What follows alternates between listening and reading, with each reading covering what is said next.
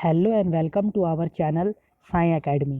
कैसे हैं आप लोग? आशा करता हूं कि आप लोग अच्छे और स्वस्थ होंगे। तो आज मैं आप लोगों के लिए केमिस्ट्री चैप्टर, लूसेंट का केमिस्ट्री चैप्टर आज से मैं स्टार्ट कर रहा हूं।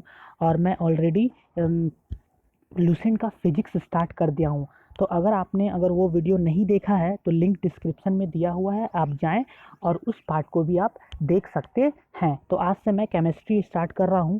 तो आई होप आपको ये वीडियो पसंद आएगा। तो अगर आपने हमारा वीडियो को अभी तक सब्सक्राइब नहीं किया है तो सब्सक्राइब कर दें, लाइक कर दें, शेयर कर दें और नोटिफिकेशन को भी ऑन कर दें ताकि मैं कोई भी वीडियो फ्यूचर में डालूं तो आपको तुरंत मिल जाए। तो चलिए, मैं केमिस्ट्री आज बेसिक से केमिस्ट्री स्टार्ट कर रहा हूँ। एकदम स्टार्टिंग से मैं केमिस्ट्री स्टार्ट कर रहा हूँ। तो चलिए देखते हैं क्या है। तो सबसे पहले आता है केमिस्ट्री। तो केमिस्ट्री का मतलब क्या होता है? केमिस्ट्री का मतलब क्या होता है और केमिस्ट्री कहते किसको है? तो क्या लिखा हुआ है, chemistry is the branch of science which deals with the composition of matter. Chemistry वो ब्रांच है साइंस का जिसमें किस चीज़ के बारे में डील होता है? Composition of matter. मैटर का क्या क्या कंपोजिशन है, कितने मैटर, अभी मैं बताऊंगा कि मैटर किसको बोलते हैं। इसमें सबसे पहले क्या है, chemistry is a branch of science which deals with the composition of matter. Composition of matter को ही हम लोग क्या बोलते हैं? केमिस्ट्री बोलते हैं। And also the physical and chemical characteristic. और क्या होता है? फिजिकल और chemical characteristic associate with the different material और ऑब्जेक्ट। ठीक है, तो chemistry is a branch of science which deals with the composition of matter, जो डील करता है कंपोजिशन ऑफ मैटर का और फिजिकल और chemical characteristic associate with the different material and object. ठीक है, अब आता है कि father of chemistry, father of modern chemistry. Modern chemistry का फादर किसको कहा जाता है?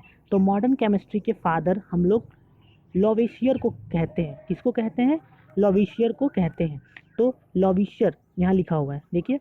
The French chemist Lavoisier 1743 to 1793 is regarded as the father of modern chemistry. Lavoisier को ही हम लोग फादर ऑफ मॉडर्न केमिस्ट्री कहते हैं। अब आता है कि मैटर किसको कहते हैं। मैटर किसको कहते हैं? सबसे पहले जो केमिस्ट्री स्टार्ट होता है वो मैटर का डिफिनीशन से ही स्टार्ट होता है। तो सबसे पहले चलिए देखते हैं। तो पहले क्या है? Substance and it's nature. Substance या नेचर, और उसका नेचर क्या क्या होता है। देखिए, एनीथिंग दैट ऑक्यूपाई स्पेस, कोई भी चीज़ जो स्पेस लेता है, जो कि स्पेस लेता है, पोजेस मास, उसका कुछ ना कुछ मास होता है। And can be felt by any one of our senses is called matter. Matter उसको बोलते हैं जिसमें क्या होना चाहिए? Occupy space. ये क्या लेना चाहिए? स्पेस। स्पेस लेता है, क्या लेता है? स्पेस, यानी कोई जगह लेना चाहिए उसको, कोई जगह को वो ऑक्यूपाई करता हो, उसका कुछ ना कुछ मास हो, और कोई भी any one of our senses, जो 5 सेंस ऑर्गन है, उसको कोई भी एक सेंस ऑर्गन से हम उसको फील कर सके, तभी हम लोग बोलेंगे कि उसको क्या बोलेंगे? हम लोग मैटर बोलेंगे। ठीक है, तो अब हम लेकर एग्जाम्पल देखते हैं कि मैटर का एग्जाम्पल क्या हो सकता है। जैसे हम सिंपल एग्जाम्पल लें, बुक। बुक मैटर है, ठीक है। पेन, पेंसिल, ठीक है। ब्रिक, हाउस, जितनी भी चीज़ें हम लोग आप देख रहे हैं सराउंडिंग में, सब चीज़ मैटर है। तो अब क्वेश्चन एराइज होता है कि कौन सा ऐसा चीज़ है जो मैटर नहीं है, कौन सा ऐसा चीज़ है जो कि मैटर के अंदर नहीं आता है। तो जैसे हम लोग हैप्पी, एक वर्ड है हैप्पी, सॉरो, हैप्पी, सॉरो, तो ये सब क्या होता है? ये सब आपका मैटर के अंदर, ये सब क्या होता है? मैटर के अंदर आपका नहीं आता है। हाँ, तो वो हैप्पी हो गया, सॉरो हो गया, सैड हो गया, उसको हम लोग मैटर के अंदर नहीं लाते क्योंकि उसमें वजन नहीं है, उसमें थोड़ी उसका मास नहीं है, ना ऑक्यूपाई कर रहा है, तो वो मैटर के अंदर नहीं आता है। चलिए, अब आता है अर्ली इंडियन फिलोसफर। पहले ज़माना में early Indian philosopher classified matter into 5 basic element. पहले जो इंडियन फिलोसोफर थे उसने मैटर को 5 बेसिक एलिमेंट में डिस्ट्रीब्यूट किया था, या तो 5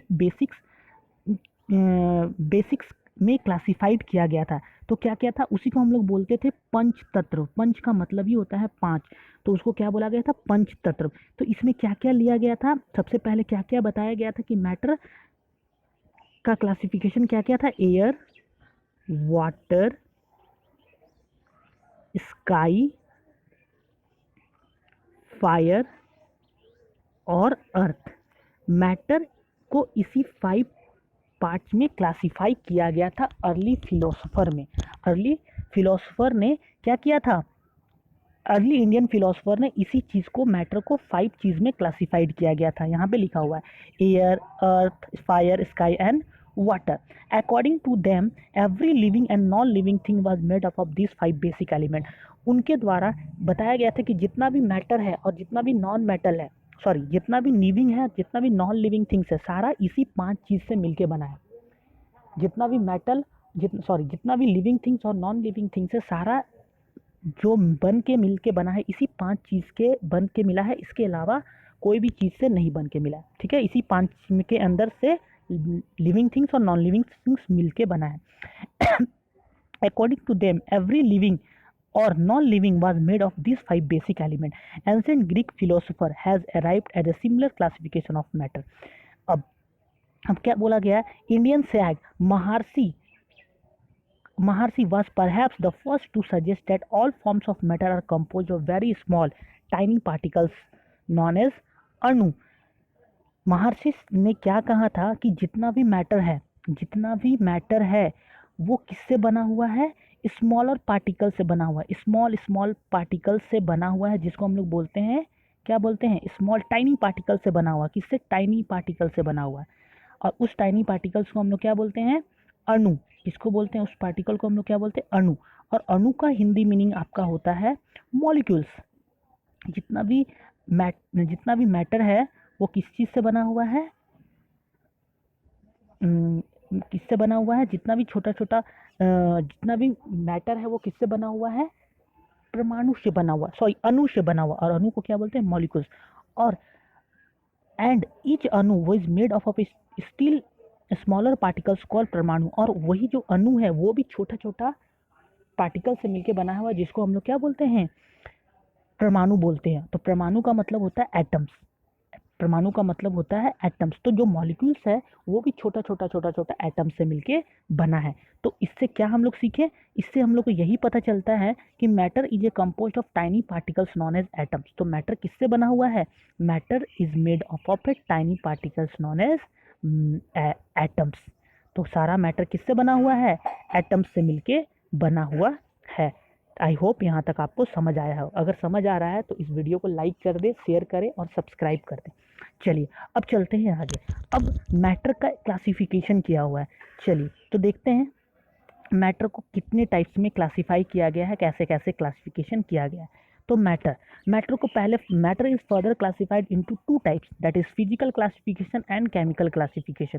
फिजिकल क्लासिफिकेशन मतलब जो फिजिकली हम लोग देख सकते हैं, और केमिकल क्लासिफिकेशन कहने का मतलब जो इसमें केमिकल प्रोसेस होता है। ठीक है, अब physical classification is further classified into 3 parts, लेकिन इसमें अभी 3 पार्ट्स नहीं, ये 5 पार्ट्स हो गया। मैं 5 पार्ट बताऊंगा। पहला पार्ट है सॉलिड स्टेट, फिजिकल। सॉलिड, कोई भी सॉलिड चीज़ है उसको हम लोग देख सकते हैं, नेकेड आइज से देख सकते हैं। लिक्विड स्टेट देख सकते हैं, गैसियस स्टेट देख सकते हैं।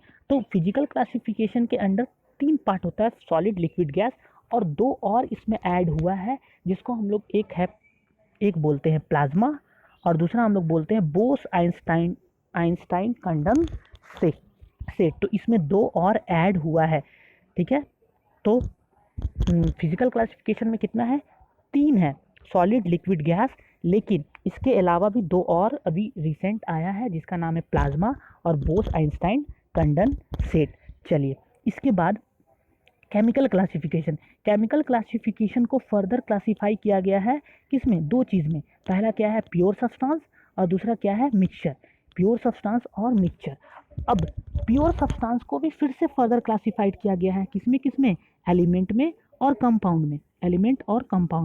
अब एलिमेंट किसको बोलते हैं, एलिमेंट का फिर से फर्दर क्लासिफिकेशन हुआ। तो एक हो गया मेटल, एक हो गया मेटलॉइड्स, और एक हो गया नॉन मेटल। मैं सबका डिफिनेशन करवाऊंगा, मैं सबका डिफिनेशन बताऊंगा कि सबका डिफिनेशन क्या है और किसको क्या क्या बोलते हैं। ठीक है, फिर कंपाउंड में क्या क्या आता है, ऑर्गेनिक और इनऑर्गेनिक कंपाउंड आया। और मिक्सचर के अंदर 2 डिस्ट्रीब्यूशन हुआ, होमोजीनियस मिक्सचर और हेट्रोजीनियस मिक्सचर। ठीक है, तो ये पूरा मैटर का क्लासिफिकेशन है। मैटर को फर्स्टली क्लासिफाइड किसमें किए हैं, 2 चीज़ में क्लासिफाई किए हैं, फिजिकल और केमिकल में फिजिकल को कितने पार्ट फर्दर क्लासीफाई हो गया सॉलिड लिक्विड गैस में, इसमें दो और है, प्लाज्मा और Bose Einstein condensate. Chemical classification में आ गया pure substance mixture, pure substance को फर्दर क्लासीफाई किया एलिमेंट और कंपाउंड में, एलिमेंट को फर्दर क्लासीफाई किए तो मेटल नॉन मेटल और मेटलॉइड्स, और कंपाउंड को किए तो ऑर्गेनिक और इनऑर्गेनिक, और मिक्सचर को फर्दर क्लासीफाई किए तो होमोजीनियस और हेटेरोजीनियस मिक्सचर आपका आया है। चलिए अब आता है सॉलिड स्टेट। सबसे पहले अब स्टार्ट करते हैं फिजिकल क्लासिफिकेशन का सॉलिड स्टेट। फिजिकल क्लासिफिकेशन को किस चीज़ से हम लोग डिस्टिंग्विश किए तो सॉलिड लिक्विड गैस, ठीक है। तो सबसे पहले देखते हैं सॉलिड। सॉलिड को क्या बोलते हैं? A solid possess definite shape and definite volume. Solid क्या होता है, मैं सॉलिड क्या किसको बोलते हैं? Solid possess a definite shape. Solid उस चीज़ को बोलते हैं जिसका शेप होता है फिक्स, शेप जिसका डिफिनिट शेप होता है, ठीक है, और वॉल्यूम भी डिफिनिट होता है, which means it can not be compress on applying force. जैसे कि ब्रिक्स, ब्रिक्स का क्या है इसका, ब्रिक्स जैसे ब्रिक्स, ब्रिक्स का क्या है, ये शेप इसका डिफिनिट है, वॉल्यूम इसका डिफिनिट है, और इसको अगर अगर हम लोग एक्सटर्नल फोर्स देकर अगर इसको कंप्रेस करेंगे तो ये क्या होगा, इनकम्प्रेसिबल है। वो अगर प्रेशर देकर अगर इसको कंप्रेस करना चाहेंगे तो it can not be compress, तो ये क्या हो सकता है, कंप्रेस नहीं होता है। तो सॉलिड क्या होता है, वो कंप्रेसिबल नहीं होता है। Solid are generally hard, solid क्या होता है, जनरली हार्ड होता है, एंड रिजिड, और ये रिजिड भी होता है। तो सॉलिड का डिफिनेशन क्या हो जाएगा, solid possess definite shape and definite volume which means it cannot be compressed under applying pressure. Solid are generally hard and rigid. Solid generally hard होता है और rigid होता है। एग्जाम्पल क्या क्या ले सकते हैं, मेटल, जितना भी मेटल आता है सारा सॉलिड होता है, ठीक है। फिर से वुड ले सकते हैं, ब्रिक्स ले सकते हैं, और ऐसा बहुत सारा एग्जाम्पल हम लोग सॉलिड स्टेट में ले सकते हैं। अच्छा, लिक्विड, लिक्विड किसको बोलते हैं, और liquid possess definite volume but not definite shape. Liquid का क्या होता है, liquid possess definite volume, volume उसका डिफिनिट हो सकता है लेकिन उसका शेप डिफिनिट नहीं होता। जैसे एक ग्लास वाटर लिए, एक ग्लास जब वाटर लिए तो उसका वॉल्यूम तो डिफिनिट है, अब उसको हम लोग क्या किए, एक बाउल में क्या किए, उसको पॉर कर दिए, डाल दिए, तो क्या हुआ, पहला शेप क्या था, पहला बॉल का शेप था, पहले वाटर किस शेप में था, बॉल के शेप में था, जैसे देख रहा हूँ, तो मैं बता रहा हूँ, इस शेप में था, इस शेप में था, अब इसको इस शेप में डाल दिए, तो शेप क्या हुआ, दोनों का क्या है, दोनों का वॉल्यूम तो सेम है लेकिन शेप क्या हो गया, शेप चेंज हो गया। तो वही बोला जाता है कि लिक्विड का क्या होता है, वॉल्यूम डिफिनिट होता है लेकिन शेप आपका डिफरेंट हो जाता है, ठीक है। This means that liquid can take up in the shape of the container. मतलब क्या हुआ, जिस कंटेनर में रखेंगे उसी शेप का वो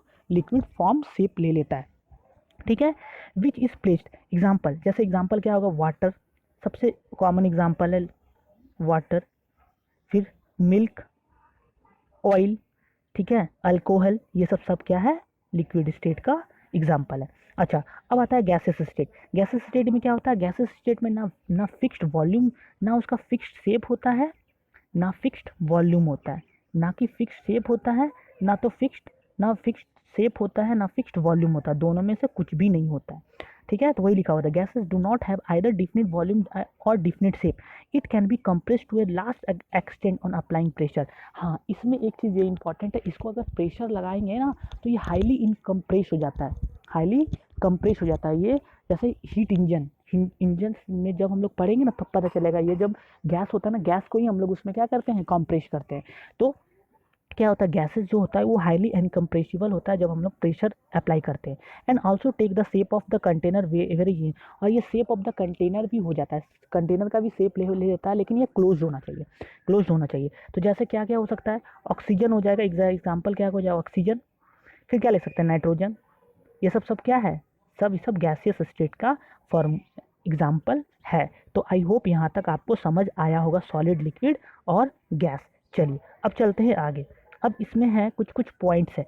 अब सॉलिड स्टेट को हम लोग क्या करेंगे, मान लीजिए कोई सॉलिड है, उसको हीट कर देते हैं तो लिक्विड स्टेट में बन जाता है, फिर उसको हीट कर देंगे तो वेपर स्टेट में बन जाएगा। जैसे एक सिंपल सा एग्जांपल लेते हैं, वाटर नहीं, आइस, एक आइस है, आइस क्या है, आइस आपका सॉलिड स्टेट में है, उसको हीट कर दिए, क्या कर दिए, हीट कर दिए, तो वो किस में कन्वर्ट हो गया, लिक्विड स्टेट में, लिक्विड में बन गया ना, वो वाटर बन गया, ठीक है। फिर उसको फर्दर हीट कर दिए और ज़्यादा हीट कर दिए तो वो किस में कन्वर्ट हो जाता है, वो वेपर स्टेट में चला जाएगा, वो किस में चला गया, वेपर स्टेट में। तो जब सॉलिड को जब हम लोग हीट करते हैं तो क्या होता है, वाटर बन जाता है, और जब लिक्विड को जब हीट करते हैं तो वो बन जाता है वेपर। उसी तरह रिवर्स ऑफ ऑर्डर में जाएंगे तो अगर रिवर्स ऑर्डर में जाते हैं तो क्या होता है, अगर रिवर्स ऑर्डर में जाएंगे तो अगर वेपर स्टेट को अगर कूल करते हैं तो लिक्विड स्टेट में बन जाता है, जिसको हम लोग क्या बोलते हैं, कंडेंसेशन बोलते हैं। वो भी मैं आगे बताऊंगा, ठीक है। और फिर लिक्विड स्टेट से हम लोग क्या करते हैं, जब कूल कर देते हैं तो फिर से वो क्या आ जाता है, वो इनिशियल स्टेट सॉलिड स्टेट में आ जाता है। तो कभी भी आगे जब रिवर्स जाते हैं तो हीट करना पड़ेगा, जब रिवर्स आते हैं तो फॉरवर्ड जाना है तो हीट करना है, बैकवर्ड जाना है तो हम लोग को कूल करना है। वही चीज़ यहाँ पे लिखा हुआ है। तो जो वाटर होता है ना, वो तीन, फिजिक्स में भी मैं बताया हूँ कि वाटर तीन तीन स्टेट में मिलता है, आइस में, वाटर में और वेपर में, सॉलिड, लिक्विड, गैस में, तीनों में मिलता है, जिसको ट्रिपल पॉइंट ऑफ वाटर भी हम लोग बोलते हैं, ठीक है। चलिए अब आता है the three states of matter, solid, liquid and gas is state. The fourth state of matter is plasma and the fifth state is Bose Einstein condensate. मैं बताया हूँ कि फोर्थ स्टेट, थर्ड और फोर्थ और फिफ्थ स्टेट आया है जिसका नाम है प्लाज्मा और बोस-आइंस्टाइन कंडेंसेट। तो इस टाइप से भी क्वेश्चन प्लाज्मा स्टेट और बोस-आइंस्टाइन कंडेंसेट से भी क्वेश्चंस आने के चांसेस हैं। तो इसको चलिए देखते हैं। प्लाज्मा स्टेट किसको बोलते हैं? Plasma state consist of super energetic and super excited particle. तो प्लाज्मा स्टेट्स क्या होता है, वो सुपर एनर्जेटिक होता है और सुपर एक्साइटेड पार्टिकल्स होता है, ठीक है। This particles are in the form of ionized gas. ये आयंस के फॉर्म में होता है। किसके फॉर्म में होता है? ये आयंस के फॉर्म में होता है, आयोनाइज्ड गैस के फॉर्म में होता है, आयंस के फॉर्म में। Plasma can occur when the matter is heated at a very high temperature. जब मैटर को बहुत ज़्यादा टेम्परेचर पे हीट कर देते हैं तब हम लोग को प्लाज्मा का जो फॉर्म है वो हम लोग को देखने को मिलता है। तो इससे ये पॉइंट बहुत इंपॉर्टेंट है। प्लाज्मा कब हम लोग को मिलता है, प्लाज्मा कब अकर होता है? तो plasma can occur when matter is heated up A very high temperature. जब मैटर को बहुत ज़्यादा टेम्परेचर पे हम लोग हीट करते हैं तब हम लोग को प्लाज्मा मेम्ब्रेन देखने को मिलता है। The matter of plasma state is a collection of high electrically and highly energetic and highly excited electrically charge particle. और ये क्या होता है, कलेक्शन होता है हाईली एनर्जेटिक और highly excited electrically charge particle ये होता है, ठीक है। चलिए जैसे कि द फ्लोरोसेंट ट्यूब, जो फ्लोरोसेंट ट्यूब हम लोग के घर में जो बल्ब लगा हुआ रहता है, fluorescent tube and neon sign bulb contain inert gas. तो उसमें क्या रहता है, इनर्ट गैस रहता है। किसमें रहता है, कौन सा गैस उसमें रहता है? जो फ्लोरोसेंट बल्ब हम लोग के घर में जो बल्ब जलता है उसमें कौन सा गैस रहता है? फ्लोरोसेंट बल्ब रहता है। When electric current is pass through them, जब इससे इलेक्ट्रिक करंट हम लोग को पास करते हैं, जब हम लोग स्विच ऑन करते हैं और इलेक्ट्रिसिटी इससे पास करते हैं, दे प्रोड्यूस ग्लोइंग प्लाज्मा। तो ये प्लाज्मा के कारण ही वो ग्लो करता है। वो किसके कारण ग्लो करता है? प्लाज्मा के कारण ग्लो करता है। Having characteristic colour depending upon the nature of the gas. It is the presence of plasma that makes CFL bulb glow. बहुत इंपॉर्टेंट है। CFL बल्ब किसके कारण जलता है? Plasma. Due to the presence of plasma CFL bulb glow, CFL bulb glow करता है। तो I hope यहाँ तक समझ में आप लोगों को आया होगा। चलिए तो प्लाज्मा के बारे में सीख लिए। अब बोस-आइंस्टाइन कंडेंसेट किसको बोलते हैं? In 1920 on the basis of statical calculation Satyendra Nath Bose. अच्छा, इस कंसेप्ट को लाने का कौन लाए थे? सत्येंद्र नाथ बोस। इसीलिए इनका नाम पड़ा है बोस-आइंस्टाइन कंडेंसेशन स्टेट, ठीक है, ठीक है। Satyendra Nath Bose give the concept of the fifth state of matter. इसी ने ही फिफ्थ स्टेट ऑफ मैटर दिया था, लेकिन ये पूरा सक्सेस नहीं हो पाया और आगे जाके जो अमेरिका साइंटिस्ट थे इनको सक्सीड किए, वो इसके बारे में पूरा अच्छा से बताए सबको कि हाँ ये एक स्टेट ऑफ मैटर ये भी होता है, ठीक है। तो later American scientist succeed in obtaining this state. The Bose Einstein is form by super cooling. अच्छा, बोस-आइंस्टाइन अब कैसे होता है? By super cooling of gas of extremely low density. जब गैस को सुपर कूल कर देते हैं, सुपर कूलिंग और गैस को सुपर कूलिंग कर देते हैं। और कौन सा गैस को? जिसका डेंसिटी बहुत ही लो होता है, जिसका डेंसिटी बहुत ही कम होता है। तो super cooling of gas of extremely low density कैसे? About 100,000 of the density of the normal air. यानी कि 100 का 1000 पार्ट, 100,000 पार्ट कितना छोटा है, ठीक है। कितना लोअर डेंसिटी के गैस को हम लोग क्या करते हैं, सुपर कूल करते हैं, ठीक है, of the normal air to the super cool temperature, to the super low temperature, ठीक है। This process is known as Bose Einstein condensate and the state of the matter is known as the Bose Einstein condensate, ठीक है। इसको BEC भी बोलते हैं, इसको BEC भी हम लोग बोलते हैं, ठीक है। तो ये होता है, ये मेन है super cooling of gas extremely low density about 100,000 of the density of the normal air to the super low temperature, ठीक है। तो बोस-आइंस्टाइन कंडेंसेट ने के कारण बोस-आइंस्टाइन कंडेंसेट इसी को हम लोग कहते हैं। चलिए अब हम लोग का कुछ कुछ यहाँ पे पॉइंट्स दिया हुआ, टेबल दिया हुआ है। ये टेबल में क्या दिया हुआ कि हम लोग का अर्थ में कितना कितना चीज़ हम लोग को मिलता है, दिखा हुआ है ना, approximately relative evidence of the some element in the earth crust. Earth crust में किस किस फॉर्म में क्या क्या है। ऑक्सीजन कितने परसेंट है, 46.6%, ठीक है। सिलिकॉन अर्थ क्रस्ट में सिलिकॉन कितना है, 27.7, अल्यूमिनियम है 8%, आयरन है 5%, कैल्शियम है 3.6%, potassium how much 2.8%, magnesium 2.1, hydrogen 0.14 और फॉस्फोरस 0.12% है। चलिए ठीक है, इसके बाद अब आता है प्योर सब्सटेंस। अब तो पढ़ लिए, फिजिकल क्लासिफिकेशन खत्म हो गया, अब आता है केमिकल क्लासिफिकेशन में। केमिकल क्लासिफिकेशन हमने क्या देखा था, एक प्योर सब्सटेंस और क्या देखा था, एक प्योर सब्सटेंस और एक मिक्सचर था। तो प्योर सब्सटेंस में हम लोग क्या क्या होता है, चलिए देखते हैं। प्योर सब्सटेंस किसको बोलते हैं, अ सिंगल सब्सटेंस और matter which cannot be separated into any other kinds of matter by any physical process। एक सिंगल सब्सटेंस, प्योर सब्सटेंस किसको बोलते हैं, सिंगल सब्सटेंस होता है या तो मैटर होता है which can not be separated into any other kind of matter. इसको हम लोग प्योर सब्सटेंस को हम लोग सेपरेट नहीं कर सकते, उसमें सेपरेशन नहीं हो सकता है into other kind of matter, दूसरे काइंड ऑफ मैटर से हम लोग उसको सेपरेट नहीं कर सकते, मतलब वो प्योर फॉर्म में है, उसमें कुछ भी मिक्स नहीं है, इसीलिए उसको सेपरेट नहीं कर सकते हैं, उसको हम लोग सेपरेट नहीं कर सकते हैं। तो ये क्या होता है, प्योर फॉर्म में होता है। प्योर सब्सटेंस का मतलब ये होता है single substance of matter which can not be separated into other kind of matter by any physical process, किसी भी फिजिकल प्रोसेस से हम लोग उसको सेपरेट नहीं कर सकते हैं, ठीक है। जैसे कि हम एक एग्जांपल लेते हैं, जैसे शुगर और वाटर दोनों को क्या किया हम लोग, मिक्स कर दिए, शुगर और वाटर का हम लोग क्या बना दिए, एक सॉल्यूशन बना दिए और दोनों को मिक्स कर दिए। क्या अब ये सॉल्यूशन बन जाने के बाद क्या हम लोग शुगर और वाटर दोनों को अलग अलग कर सकते हैं, इट कांट पॉसिबल, ये पॉसिबल नहीं है। तो वही बोल रहा है pure substance a single substance होता है which can not be separated into other kind of matter, उसको अदर काइंड ऑफ मैटर से सेपरेट नहीं कर सकते हैं by any physical process, physical process से नहीं कर सकते हैं, मे भी केमिकल प्रोसेस से हो सकता है लेकिन फिजिकल प्रोसेस से नहीं कर सकते हैं, ठीक है। यहाँ तक आ गया समझ में। अब pure substance have been classified into the element and compound, okay. अब आपका प्योर सब्सटेंस को कितने पार्ट से डिवाइड किया गया है, प्योर सब्सटेंस को डिवाइड किया गया है एलिमेंट और कंपाउंड में। तो एलिमेंट किसको करते हैं, चलिए अब देखते हैं। Element the simplest form of pure substance which can neither be broken nor built, the simplest क्या है, द सिंपलेस्ट फॉर्म ऑफ, हाँ चलिए अब देखते हैं एलिमेंट किसको बोलते हैं, the simplest form of pure substance which can neither be broken into nor built from simpler substance by ordinary physical and chemical method is called element किसको बोलते हैं, the simplest form of pure substance.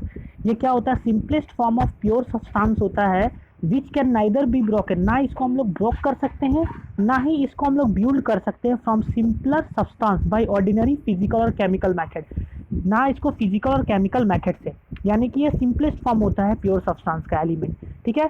Element are further classified into 3 types, element कितने types में distribute है, metal, non metal and metalloids, जैसे कि मैंने वो चार्ट में बताया था। अब चलिए मेटल किसको बोलते हैं, मेटल आर सॉलिड्स। सबसे पहले क्या होता है कि मेटल किसको बोलते हैं, मेटल सॉलिड्स। मेटल जनरली क्या होता है, सॉलिड, लेकिन इसमें एक एक्सेप्शनल है, जो ग्रेफाइट नहीं, मरकरी जो होता है वो सॉलिड नहीं होता है, वो लिक्विड होता है एट द रूम टेम्परेचर, वही लिखा हुआ है except the mercury which are liquid in the room temperature are, ठीक है। तो metal are solid except mercury which are liquid in the room temperature and normally hard, और क्या होता है ये नॉर्मली हार्ड भी होता है, ठीक है। दे हैव लस्ट्रस, उसमें शाइनिंग होता है, लस्टरस होता है, high melting point and boiling point, and also the good conductor of heat and electricity. और क्या होता है, गुड कंडक्टर ऑफ हीट और इलेक्ट्रिसिटी होता है। The conductivity of metal decrease with the increase in temperature. इसका कंडक्टिविटी क्या होता है, डिक्रीज होता है इंक्रीज इन टेम्परेचर। ठीक है, जैसे जैसे टेम्परेचर हम लोग बढ़ाएंगे, टेम्परेचर जैसे जैसे हम लोग बढ़ाते हैं, जैसे जैसे हम लोग टेम्परेचर क्या करते हैं, इंक्रीज करते हैं, टेम्परेचर इंक्रीज करते हैं, तो कंडक्टिविटी क्या होता है, डिक्रीज हो जाता है मेटल का। ठीक है, मेटल का कंडक्टिविटी क्या होता है, डिक्रीज होने लगता है due to the variation of positive ions, due to the variation of positive ions at the lattice point. ठीक है, एग्जाम्पल इसका क्या क्या हो जाएगा, आयरन हो जाएगा, कॉपर हो जाएगा, आयरन हो गया, कॉपर हो गया, सिल्वर हो गया, गोल्ड हो गया, एल्युमिनियम हो गया, ये सब एग्जाम्पल्स किसका है, आपका मेटल का है। हाँ, अब आता है नॉन मेटल। नॉन मेटल किसको बोलते हैं, non metal are the element which properties opposite to that of metal. जो प्रॉपर्टी मेटल का होता है उसी से सेम अपोजिट प्रॉपर्टी किसका होता है, नॉन मेटल का होता है। सेम नॉन मेटल का अपोजिट होता है, जो प्रॉपर्टी मेटल का होता है वो उसका अपोजिट प्रॉपर्टी नॉन मेटल का होता है। They are found in all the 3 states, तीनों स्टेट में मिलता है। नॉन मेटल आपका तीनों स्टेट्स में मिलता है, सॉलिड में भी मिलता है, लिक्विड में भी मिलता है, और गैसेस फॉर्म में भी मिलता है। तो non metal exist in all the 3 forms of matter. They do not possess lustrous, उसमें लस्टरस होता है, इसमें लस्टरस नहीं होता है। एक्सेप्ट, इसमें भी एक्सेप्ट क्या है, आयोडीन, आयोडीन लस्टरस होता है। ठीक है, एक एक्सेप्शनल है, तो क्वेश्चन ज़्यादा आपका एक्सेप्शनल से पूछा जाता है। आयोडीन क्या है, generally non metal non lustrous होता है, लेकिन एक्सेप्ट आयोडीन, आयोडीन लस्टरस होता है। They are poor conductor of electricity, ये पुअर कंडक्टर होता है इलेक्ट्रिसिटी का, लेकिन इसमें भी एक एक्सेप्शनल है, ग्रेफाइट। ग्रेफाइट जो है वो पुअर कंडक्टर नहीं होता है, वो गुड कंडक्टर ऑफ इलेक्ट्रिसिटी होता है। Are they and they are malleable and ductile, और ये मेलेबल और डक्टाइल भी होता है। जैसे एग्जांपल क्या क्या हो जाएगा, जैसे कि हाइड्रोजन हो जाएगा, हाइड्रोजन नॉन मेटल होता है, फिर से कार्बन हो जाएगा, नाइट्रोजन हो जाएगा, ठीक है, उसके बाद सल्फर हो जाएगा, ठीक है, ऑक्सीजन हो जाएगा, ये सब क्या हो जाएगा, ये सब सब नॉन मेटल के अंदर आता है। तो आई होप यहाँ तक आप लोगों को समझ आया होगा। ठीक है, चलिए अब चलते हैं मेटलॉइड्स। अब एक बच गया मेटलॉइड्स। तो मेटलॉइड्स क्या होता है, जिसका कॉमन प्रॉपर्टी होता है, जो कि मेटल और नॉन मेटल दोनों का कॉमन प्रॉपर्टी होता है, दोनों प्रॉपर्टी इसमें होता है नॉन मेटल। तो लिखा हुआ है क्या है, the metalloids are the element which have the common property of both metal and non metal. Metal और नॉन मेटल का दोनों प्रॉपर्टी मेटलॉइड्स में पाया जाता है, दोनों प्रॉपर्टी मेटलॉइड्स में क्या होता है, पाया जाता है। तो इसका एग्जाम्पल क्या क्या होगा, जैसे एग्जाम्पल होगा आर्सेनिक, आर्सेनिक हो गया, बिस्मर्थ हो गया, एंटीमनी हो गया, ये सब सब क्या होता है, ये सब सब होता है मेटलॉइड्स में होता है। तो ये हो गया आपका मेटल। मेटल 3 टाइप का होता है, ठीक है, मेटल, नॉन मेटल और मेटलॉइड्स। अब आता है कंपाउंड। कंपाउंड, कंपाउंड किसको बोलते हैं, कंपाउंड को 2 टाइप्स में डिस्ट्रीब्यूट करते हैं, पता ही है, ऑर्गेनिक और इनऑर्गेनिक। अच्छा, उससे पहले हम लोग के ह्यूमन बॉडी में कुछ कुछ जो मेटल है वो कितने परसेंटेज में पाया जाता है, ये भी कभी कभी पूछ लिया जाता है, कभी कभी पूछ लिया जाता है, तो इसको भी चलिए देख लेते हैं। ऑक्सीजन सबसे ज़्यादा हम लोग को बॉडी में पाया जाता है, जो कि है 65%। कितना परसेंट है, 65%। इसके बाद एक कार्बन है 18%, ठीक है, कार्बन है 18%। इसके बाद क्या है, हाइड्रोजन है 10%। इसके बाद है nitrogen 3%, calcium 2%, phosphorus 1%, potassium 0.35%, sodium 0.15%, chlorine 0.15%, magnesium 0.05%, और आयरन, आयरन होता है 0.0004। तो सबसे ज़्यादा हम लोग का बॉडी में 65% ऑक्सीजन पाया जाता है, और सबसे कम हम लोग को बॉडी में आयरन पाया जाता है। चलिए, हाँ, तो सबसे ज़्यादा क्या मिलता है, ऑक्सीजन मिलता है 65%, और सबसे लीस्ट क्या होता है, सबसे लीस्ट होता है आपका आयरन। ऑक्सीजन होता है 65% और ऑक्सीजन आयरन होता है 0.0004%। चलिए ठीक है, अब आता है कंपाउंड। कंपाउंड किसको बोलते हैं, कंपाउंड का डिफिनेशन देखते हैं। Compound are pure substance that are composed of 2 or more different element. 2 or more different element, 2 or more different element को जब हम लोग कंपोस्ट कर देते हैं तो वो हम लोग का क्या बन जाता है, वो हम लोग का बन जाता है कंपाउंड। वही चीज़ लिखा हुआ है, क्या लिखा हुआ है, compound are the pure substance that are compose of 2 or more different element in a fixed proportion by mass. Fixed proportion, उसका मास जो होना चाहिए उसका प्रोपोर्शन क्या होना चाहिए, फिक्स होना चाहिए, जितना फिक्स है वही फिक्स होना चाहिए, तभी हम लोग को कंपाउंड बन पाएगा। तो compound are the pure substance which are that are composed of two or more different element with fix proportion by mass. लेकिन एक इसमें इंपॉर्टेंट पॉइंट ये है, जो प्रॉपर्टी जो होगा कंपाउंड का, जो कंपाउंड बनने के बाद जो प्रॉपर्टीज होगा वो इंटायरली डिफरेंट होगा एलिमेंट के प्रॉपर्टी से। सॉरी प्रॉपर्टीज जो होगा, प्रॉपर्टीज जो होगा, प्रॉपर्टीज जो होगा कंपाउंड का, प्रॉपर्टीज जो होगा कंपाउंड का, वो इंटायरली क्या होगा, डिफरेंट होगा किसके प्रॉपर्टी से, एलिमेंट के प्रॉपर्टी से। जैसे कि अगर हम लोग बोले एग्जाम्पल H2O, ये वाटर है, ये किससे मिलके बना है, हाइड्रोजन और वाटर का, हाइड्रोजन और ऑक्सीजन के प्रॉपर्टी से मिलके बना है। अच्छा, हाइड्रोजन और ऑक्सीजन के प्रॉपर्टी से मिलके बना है H2O। अब ऑक्सीजन हम लोग का क्या प्रॉपर्टी है, ऑक्सीजन, ऑक्सीजन से हम लोग का फायर होता है, बर्न हो सकता है, किसी चीज को जलाने में हम लोग को ऑक्सीजन का जरूरत पड़ता है, बिना ऑक्सीजन से हम लोग फायर नहीं कर सकते, बर्न नहीं हो सकता है कोई चीज। लेकिन अगर हम लोग ऑक्सीजन से ही तो मिलके, हाइड्रोजन और ऑक्सीजन से ही मिलके तो वाटर बना है, लेकिन देखिए यहाँ वाटर का प्रॉपर्टी एकदम अलग हो गया। वाटर हम लोग क्या कर सकते हैं, फायर, जब आग लग जाता है तो हम लोग को उसको आग को कम करने का में हम लोग वाटर का यूज करते हैं। तो यहाँ पे प्रॉपर्टी ऑक्सीजन का कुछ दूसरा ही है और यहाँ पे प्रॉपर्टी इसका दूसरा हो गया, प्रॉपर्टी चेंज हो गया। तो वही चीज बोल रहा है, जब कंपाउंड जब फॉर्म हो जाता है तो उसका प्रॉपर्टी डिफरेंट, इंटायरली डिफरेंट हो जाता है एलिमेंट के प्रॉपर्टी से। तो वही लिखा हुआ, the property of the compound is entirely different from those of the element from which it is made. ठीक है, एग्जाम्पल में जैसे वाटर आ गया कंपाउंड है, शुगर आ गया, ठीक है, सॉल्ट आ गया, अल्कोहल आ गया, ये सब क्या है, ये सब कंपाउंड में आता है। अब कंपाउंड को भी दो टाइप्स में डिस्ट्रीब्यूट करते हैं, ऑर्गेनिक और inorganic compound. Compound, organic compound में क्या होता है, the compound which are made from or which is obtained from the living sources. Living sources, जो हम लोग को लिविंग सोर्सेज से मिलता है उसको हम लोग क्या बोलते हैं, ऑर्गेनिक कंपाउंड बोलते हैं। जैसे कि एग्जाम्पल क्या क्या होगा, जैसे कि हम लोग का, अच्छा इसमें अभी कुछ कुछ हाइड्रोकार्बन भी आ जाता है, जो कि हम लोग को कार्बोनेटिक कंपाउंड में पढ़ना, हाइड्रोकार्बन, जो कि हाइड्रोजन और कार्बन से मिलके बनता है हाइड्रोकार्बन।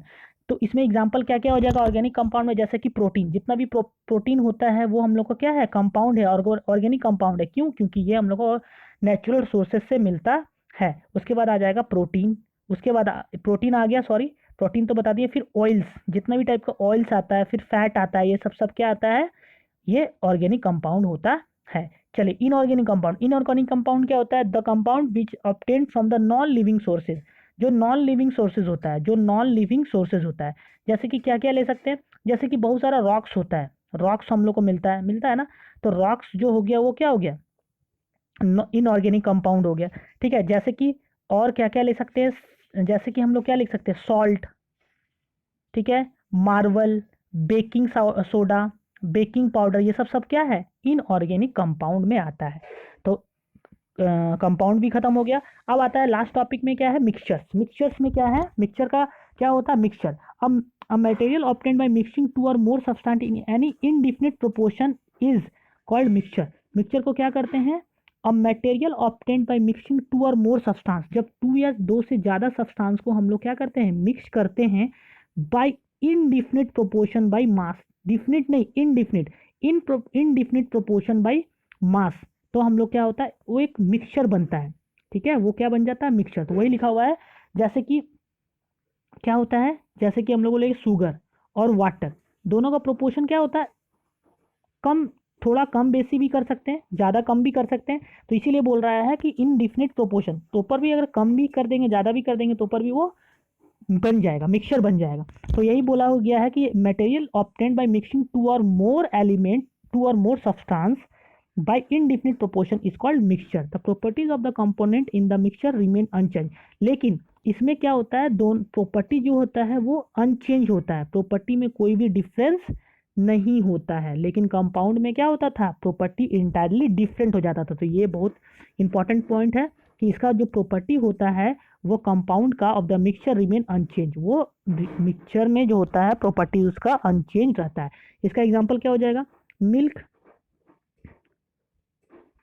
क्या हो जाएगा, मिल्क, ठीक है, मिल्क ले सकते हैं। फिर सी वाटर ले सकते हैं, ठीक है, सी वाटर, सी वाटर में क्या हो सकता है, मिल्क में भी रहता है, मिल्क और वाटर का मिक्सचर होता है, ठीक है। सी वाटर में सी भी रहता, तो वाटर रहता है और स्लाइन रहता है, स्लाइन वाटर रहता है ना, इसमें NaCl भी रहता है, नमक भी रहता है। तो ये सब मिक्सचर क्या है, मिक्सचर के एग्जाम्पल होता है, ठीक है। चलिए, अब there are two types of mixture, mixture में भी दो टाइप का मिक्सचर होता है, एक होमोजीनियस होता है, एक हेट्रोजीनियस होता है। होमोजीनियस मिक्सचर किसको बोलते हैं, the mixture is said to be the homogeneous if it is uniform composition throughout and there is no visible boundary of separation between the constituent। मतलब क्या लिखा हुआ है कि होमोजीनियस मिक्सचर उस मिक्सचर को बोलते हैं जो जिसका यूनिफॉर्म कंपोजिशन होना चाहिए, यानी कि सब जगह यूनिफॉर्मली डिस्ट्रीब्यूट हो जाना चाहिए। जो दो मिक्सचर दोनों को जब मिक्स करेंगे तो दोनों जो क्या होना चाहिए, यूनिफॉर्मली डिस्ट्रीब्यूटेड होना चाहिए, यूनिफॉर्मली कंपोजिशन थ्रू आउट में दोनों में यूनिफॉर्म होना चाहिए, यानी कि सब जगह इक्वल डिस्ट्रीब्यूट होना चाहिए। जैसे कि अगर एक ग्लास वाटर है, वाटर में इसमें वाटर डाल दिए और इसमें शुगर डाल दिए, तो क्या होता है, अगर इसको डिसॉल्व करते हैं, जब इसको डिसॉल्व करेंगे तो क्या हो गया, ये यूनिफॉर्मली डिस्ट्रीब्यूटेड हो गया, यानी कि सब जगह इक्वली डिस्ट्रीब्यूट होता है। सब जगह अगर कहीं का भी टेस्ट अगर करेंगे तो वो हम लोग को शुगर का ही टेस्ट आएगा, ठीक है। ऐसा नहीं कि कहीं शुगर का टेस्ट कम और कहीं शुगर का टेस्ट ज़्यादा आएगा, ऐसा नहीं है। तो इसका मतलब क्या है, वो होमोजीनियस है, मतलब कि वो इक्वली सब जगह डिस्ट्रीब्यूट हो गया है। और इसमें क्या हो गया, and there is no visual boundaries of separation, और विजुअल बाउंड्रीज ऑफ सेपरेशन जो शुगर और वाटर का जो बाउंड्री है वो क्या है, इनविजिबल है, हम लोग उसको देख नहीं सकते, ठीक है। वही लिखा, there is no visual boundary of the separation between constituent, moreover the constituent can be not seen, और उसके अंदर जो कॉन्स्टिट्यूएंट हम लोग डाले हैं उसको नेट इवन माइक्रोस्कोप से भी हम लोग नहीं देख सकते। जो कॉन्स्टिट्यूएंट है उसको अंडर माइक्रोस्कोप से भी हम लोग नहीं देख सकते हैं। इसका एग्जांपल क्या आएगा, common salt dissolve in water, अभी बताएं, सॉल्ट को करेंगे, sugar dissolve in water, sugar को डिजोल्व करेंगे वाटर में, अभी एग्जांपल दिए। फिर है आयोडीन डिजोल्व इन CCl4, ठीक है, benzene in the toluene in and methyl alcohol in water. चलिए, अब आता है हेट्रोजीनियस मिक्सचर। अब होमोजीनियस मिक्सचर समझ में आ गया तो हेट्रोजीनियस मिक्सचर भी समझ में आ जाएगा। हेट्रोजीनियस में क्या है, mixture is said to be the heterogeneous if it does not have uniform composition throughout, यानी कहने का मतलब है इसका यूनिफॉर्म कंपोजिशन नहीं होता। जैसे उसमें क्या होता था कि यूनिफॉर्म कंपोजिशन हो जाता था, ठीक है, लेकिन इसमें यूनिफॉर्म कंपोजिशन नहीं होता है, ठीक है। और इसका विजिबल बाउंड्री भी क्या होता है, इजिली विजिबल हो सकता है, ठीक है। The different constituent of the heterogeneous can be seen with the naked eye, और इसका कंस्टिट्यूएंट हम लोग इजिली देख सकते हैं। जैसे कि अगर हम बोले एक वाटर है, एक ग्लास है, ग्लास में हम लोग वाटर लिए और इसमें हम लोग कुछ सैंड मिला दिए, तो क्या होगा, ये सैंड को अगर वाटर में मिलाएंगे तो क्या ये डिसॉल्व होगा, नहीं डिसॉल्व होगा। तो क्या हो गया, इसका कंपोजिशन क्या, ये सब जगह इक्वली डिस्ट्रीब्यूट हो पाया, नहीं डिस्ट्रीब्यूट हो पाया। तो इसको क्या बोलेंगे, ये किसके अंडर आ जाएगा, हेट्रोजीनियस मिक्सचर। और इसका बाउंड्रीज जो है इजिली हम लोग देख सकते हैं, और इसका कंस्टिट्यूएंट जो हम लोग सैंड डाले हैं वो हम लोग बाहर से भी इजिली नेकेड आइज से देख सकते हैं। तो ये होमोजीनियस में आता है। जैसे कि देखा हुआ है अ मिक्सचर ऑफ, क्या लिखा हुआ, a mixture of sulphur and sand, a mixture of iron filling and sand, iron filling और सैंड का मिक्सचर को भी हम लोग हेट्रोजीनियस मिक्सचर में आते हैं। तो आई होप ये चीज आप, हाँ चलिए, अब आता है separation of mixture. Separation of mixture क्या होता है, some method of separation of mixture are given below. अच्छा, कुछ कुछ चीज से हम लोग सेपरेट कर सकते हैं, मिक्सचर तो बन गया लेकिन अब कुछ कुछ चीज से हम लोग सेपरेट कर सकते हैं। कैसे सेपरेट करते हैं, तो पहला प्रोसेस आपका क्या है, पहला प्रोसेस है सब्लिमेशन। सब्लिमेशन किसको बोलते हैं, सब्लिमेशन सब्लिमेशन हम लोग बोलते हैं, the sublimation is a process of the conversion of solid into the vapour. अगर सॉलिड कन्वर्ट हो जाता है directly into the vapour without without without passing through the liquid state, बिना लिक्विड स्टेट के कन्वर्ट हुए ही, तो उसको हम लोग क्या बोलते हैं, सब्लिमेशन। सब्लिमेशन का मतलब ये होता है, sublimation is a process by the conversion of solid directly into the gas without passing through the liquid state is known as sublimation, ठीक है। This method can be use by the substance which is सबलाइन in their separation from non सबलाइन material. Examples क्या क्या हो जाएगा, जैसे नैप्थेलिन ball, नैप्थेलिन ball जो होता है वो इसका एग्जांपल है, नैप्थेलिन बॉल आ जाएगा, आयोडीन आ जाएगा, अमोनियम क्लोराइड हो जाएगा, कैम्फर हो जाएगा, ये सब सब्लिमेशन का एग्जाम्पल्स है। चलिए अब आता है सेकंड में फिल्टरेशन। फिल्ट्रेशन प्रोसेस से भी हम लोग क्या कर सकते हैं, मिक्सचर को सेपरेट कर सकते हैं। क्या this is a process for a quick and complete removal. ये अगर क्विक प्रोसेस करना है मतलब तुरंत करना है तो इसमें हम लोग फिल्ट्रेशन का यूज़ करते हैं। This is the process for a quick and complete removal of suspended. हाँ, फिल्ट्रेशन मेथड में क्या करते हैं हम लोग, क्विक और complete removal of the suspended solid particle from the liquid by passing the suspension through the filter paper. इसको किसके थ्रू हम लोग पास कराते हैं, फिल्टर पेपर। इसको हम लोग फिल्टर पेपर का यूज़ करके हम लोग फिल्ट्रेशन का प्रोसेस करते हैं और ये क्विक प्रोसेस है, बहुत ही जल्दी ये हो जाता है। जैसे कि हम लोग को टी लिप्स से टी निकालना है तो कौन सा हम लोग यूज़ करेंगे, फिल्ट्रेशन प्रोसेस का यूज़ करेंगे। लिखा हुआ filtration of T from the T lips in the preparation of the T. तो टी लिप्स को अगर टी निकालना है तो हम लोग कौन सा यूज़ करते हैं मेथड, फिल्ट्रेशन मेथड का हम लोग यूज़ करते हैं। तो आई होप आपको यहाँ तक समझ आया होगा। चलिए अब आगे चलते हैं। अब चलते हैं एवापोरेशन। अब क्या है एवापोरेशन। एवापोरेशन क्या होता है, the evaporation the process of conversion of liquid into the vapour. जब लिक्विड से हम लोग क्या करते हैं, वेपर में कन्वर्ट कर देते हैं तो वो उस प्रोसेस को क्या बोलते हैं, एवापोरेशन प्रोसेस बोलते हैं। और इसमें क्या होता है, एवापोरेशन से हमेशा हम लोग को क्या मिलता है, एवापोरेशन से हमेशा हम लोग को कूलिंग प्रोड्यूस होता है। क्या प्रोड्यूस होता है, कूलिंग। तो एवापोरेशन प्रोड्यूस कूलिंग। तो यहाँ लिखा हुआ है evaporation causes cooling. Example, evaporation of water in the summer from pond. क्या होता है, evaporation of water in summer from pond. Pond में समर में जो एवापोरेशन होता है वाटर का, वेल और लैक्स, इसमें क्या होता है, पोंड, लैक्स और वेल्स, ये सब में वाटर क्या होता है, एवापोरेट हो जाता है। Preparation of common salt from the sea water by the evaporation of water. अच्छा, जो सॉल्ट हम लोग बनाते हैं वो कैसे बनाते हैं, जब वाटर क्या होता है, सी वाटर में वो सारा एवापोरेट हो जाता है तो क्या बच जाता है हम लोग का, सॉल्ट बच जाता है।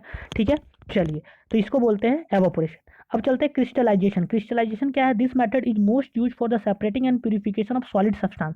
जब सॉलिड सब्सटेंस को प्यूरिफाई करने का ये क्रिस्टलाइजेशन मेथड का यूज करते हैं। In this process the impure solid or mixture is heated. जब इनप्योर जो सॉलिड होता है, उसको हीट करते हैं किसके रिप्रेजेंट में, सॉल्यूबल सॉल्वेंट को। एक सॉल्यूबल सॉल्वेंट में क्या क्या लेते हैं, अल्कोहल ले सकते हैं, वाटर ले सकते हैं, एसीटोन ले सकते हैं, या तो क्लोरोफॉर्म ले सकते हैं। ठीक है, तो इनप्योर जो सॉलिड होता है और मिक्सचर होता है उसको हम लोग हीट करते हैं सॉल्यूबल सॉल्वेंट में, जैसे alcohol, water, acetone, chloroform, to its boiling point, उसके बॉइलिंग पॉइंट तक, to the hot solution is filter. The clear filter is cooled slowly to the room temperature when the pure solid crystal out. This is separated by the filtration and dryer. इसको किसके through किया जाता है, filtration और dryer के process से हम लोग इसको करते हैं। चलिए, for the separation of the more complex mixture fraction crystallization is used in which the component of the mixture crystallize out of the different interval of time। उसके बाद अब आता है डिस्टिलेशन प्रोसेस। डिस्टिलेशन प्रोसेस किसको बोलते हैं, distillation process को एक वर्ड में बोला जाता है the combination of vaporisation and the condensation, जिसमें वेपोराइजेशन और कंडेंसेशन को दोनों को जब मिक्स कर देते हैं तो वो डिस्टिलेशन प्रोसेस हो जाता है। मतलब कि it is a process of converting liquid into the vapour by heating. जब लिक्विड को अगर हम लोग वेपर में कन्वर्ट कर देते हैं, क्या करके, लिक्विड को वेपर में कन्वर्ट करेंगे तो हीट करना पड़ेगा तभी होगा। और फिर से जब वेपर को लिक्विड में कन्वर्ट कर देते हैं with the help of cooling, तो उस पूरे प्रोसेस को हम लोग क्या बोलते हैं, हम लोग कंडेंसेशन डिस्टिलेशन प्रोसेस बोलते हैं, सॉरी। तो it is a process of converting liquid into its vapour by heating and the condensing the vapour again into same liquid bye cooling. This distillation involves the vaporisation and condensation both. तो distillation में क्या होता है, vaporisation भी होता है और condensation दोनों पे होता है, इसीलिए डिस्टिलेशन इक्वल टू क्या लिखा हुआ है, distillation equal to vaporization and condensation both. चलिए अब चलते आगे। अब है इसके आगे है फ्रैक्शन डिस्टिलेशन। फ्रैक्शन डिस्टिलेशन किसको बोलते हैं, this process is similar to the distillation process. ये डिस्टिलेशन प्रोसेस के ही जैसा है फ्रैक्शन डिस्टिलेशन, लेकिन इसमें एक्सेप्ट क्या है, फ्रैक्शनल कॉलम। इसमें फ्रैक्सिनेटिंग कॉलम का यूज करते हैं। Is use to separate two or more volatile liquid which have the different boiling point. जिसका डिफरेंट बॉइलिंग पॉइंट होता है उसमें इसको यूज किया जाता है। जैसे मिथाइल अल्कोहल एंड एसीटोन, दोनों का मेल्टिंग पॉइंट अलग अलग है, बॉइलिंग पॉइंट अलग अलग है। इसका बॉइलिंग, जिसका डिफरेंट बॉइलिंग पॉइंट होता है उसमें हम लोग फ्रैक्शन डिस्टिलेशन का यूज करते हैं। इसका 338 है और 329 है, तो उस समय हम लोग फ्रैक्शन डिस्टिलेशन का यूज करते हैं सेपरेशन में। और फ्रैक्शन डिस्टिलेशन का कहाँ यूज़ होता है, हम लोग को जितना भी पेट्रोल हो गया, डीजल हो गया, ऑयल हो गया, केरोसिन हो गया, ये सब हम लोग फ्रैक्शन डिस्टिलेशन से उसको अलग करते हैं। चलिए अब आता है chromatography. The name chromatography is derive from the Latin word chroma. Chromatography का यूज कहाँ से मिला है, वर्ड कहाँ से है, क्रोमा मीनिंग कलर। क्रोमोटोग्राफी का मतलब क्रोमा का मतलब ही होता है कलर, जिससे कलर से रिलेटेड होता है ये, ठीक है। The technique of chromatography is based on the different in the rates at which the component of the mixture are absorb in the suitable absorbent. There are many types of chromatography. Chromatography जो होता है बहुत सारे types का होता है। क्या क्या होता है, सबसे पहले कॉलम एब्जॉर्प्शन क्रोमोटोग्राफी, ठीक है, थिन लेयर क्रोमोटोग्राफी, ठीक है, paper chromatography, high pressure liquid chromatography, ठीक है, आयरन एक्सचेंज क्रोमोटोग्राफी और गैस क्रोमोटोग्राफी। इतने टाइप का क्रोमोटोग्राफी होता है। अब आता है सेडिमेंटेशन और डिकेंटेशन। सेडिमेंटेशन और डिकेंटेशन किसको बोलते हैं, चलिए देखते हैं। The this method is used when one component is liquid and another insoluble. Sedimentation और डिकेंटेशन का प्रोसेस का यूज कब करते हैं, जब एक कंपोनेंट क्या हो, लिक्विड हो, और एक कंपोनेंट आपका इनसॉल्युबल हो। जैसे कि एक लिक्विड होना चाहिए और एक इनसॉल्युबल सब्सटेंस होना चाहिए, तब हम लोग सेडिमेंटेशन का यूज करते हैं। जैसे कि अब हम लोग एक ग्लास लिए, ग्लास में पानी लिए और उसमें हम लोग क्या किए, मिट्टी को डाल दिए, ठीक है, मिट्टी को डाल दिए, तो क्या हो गया, उसके बाद क्या होगा हम लोग का। तो सेडिमेंटेशन एंड डिकंटेशन में क्या था, this method is used when one component is liquid and another is insoluble. तो क्या था, एक आपका क्या होना चाहिए, एक लिक्विड होना चाहिए और एक इनसॉल्युबल सब्सटेंस होना चाहिए, एक लिक्विड फॉर्म में होना चाहिए और एक अदर इनसॉल्युबल सब्सटेंस होना चाहिए। जैसे कि insoluble solid heavier than liquid, जो इनसॉल्युबल होता है वो क्या होता है, हैवियर होता है, मतलब कि वो हैवियर होता है लिक्विड से ज़्यादा वो हैवी होता है। जैसे मड एंड वाटर, मड और वाटर, ठीक है। जैसे इफ मडी वाटर क्या है, if a muddy water is allowed to stand undisturb for some time. जैसे कि अब कोई मडी वाटर है, उसको वाटर में डाल दिया और अनडिस्टर्ब, इसको डिस्टर्ब किए हुए छोड़ दिए, तो क्या होगा, मडी वाटर जो मड है उसमें वो हैवी सब्सटेंस है, तो वो सेटल डाउन हो जाएगा, ऑटोमेटिक नीचे चला जाएगा, ठीक है, नीचे चला जाएगा, और ऊपर में आपका क्या बच जाएगा, लिक्विड ही सिर्फ बच जाएगा। तो उसी प्रोसेस को सेडिमेंटेशन बोलते हैं। तो ये लिखा हुआ, if the muddy water is allowed to stand undisturb for some time in a beaker, the particles of earth, clay and sand settle in the bottom. ये कहाँ हो जाएगा, सेटल हो जाएगा बॉटम में। This process is called the sedimentation. The clear liquid at the top can gently transferred into another beaker. अब क्या करेंगे, जो ऊपर वाला जो पोर्शन है लिक्विड पोर्शन, उसको हम लोग इजिली दूसरे बीकर में उसको ट्रांसफ़र कर सकते हैं। तो उस जो ट्रांसफ़र करते हैं उस प्रोसेस को हम लोग बोलते हैं डिकेंटेशन। तो सेडिमेंटेशन और डिकेंटेशन भी आप लोगों को समझ आ गया हो। चलिए अब चलते हैं concept of change in the state.